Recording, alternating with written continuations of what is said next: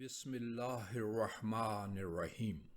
ہمارے پیارے دین اسلام میں اور اصطلاح شریعت میں ایمان کے لفظ سے مراد حق کی دل سے تصدیق کر کے عملاً اس کی فرما برداری کرنا مراد ہے، اور یہ چیز تصدیق بالقلب، اقرار باللسان اور عمل بالجوارح سے حاصل ہوتی ہے، اور یہ اس تصدیق کو کہتے ہیں جس سے طمانینت قلب حاصل ہو اور تردد جاتا رہے، کیونکہ انسان کبھی بھی فطری طور پر باطل پر مطمئن نہیں ہو سکتا۔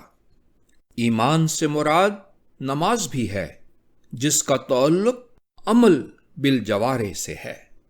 علاوہ ازیں نبی اکرم صلی اللہ علیہ وآلہ وسلم نے حیا اور راستوں سے تکلیف دہ چیز دور کرنے کو بھی من الایمان یعنی ایمان کا حصہ قرار دیا ہے۔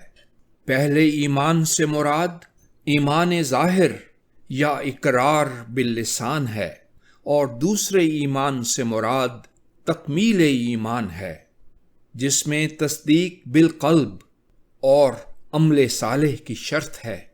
یعنی ہمارے پیارے دین نے حقیقی ایمان اور ایمان پر قائم رہنے کی طرف توجہ دلائی ہے، اور بتایا ہے کہ یہ کسی حلقہ بندی کا نام نہیں، بلکہ شریعت کے مطابق علم و عمل کا نام ہے۔